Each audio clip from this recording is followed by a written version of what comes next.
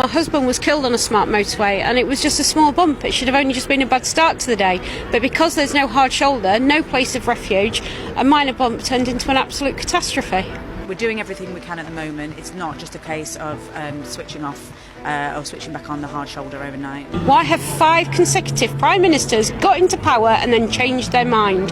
What is it that is making them keep these roads that are killing people? Well, we've had 5 consecutive Prime Ministers all climb over each other saying we will scrap smart motorways when we get into power, and without fail every single last one of them has changed that and watered it down when they've actually got in.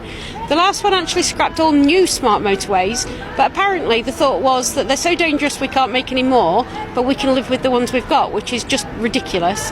And then Louise Haigh was last year, she copied me in on correspondence as the Shadow Secretary of State for Transport, saying that the government knows that these are dangerous, they're not fit for purpose, I am absolutely against them and I am going to do everything I can to get them scrapped. They were her words.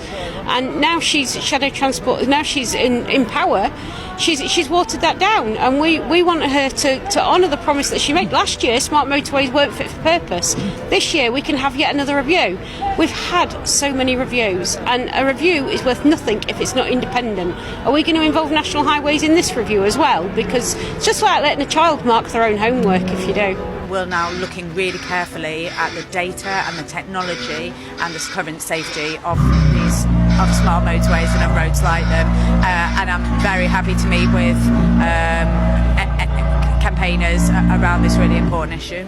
I think the concern is that you were quite clear that these are dangerous, and the previous government hadn't done what it said it would do. I think the concern is now that you've almost taken the same position and returning to reviews rather than actually doing something about it.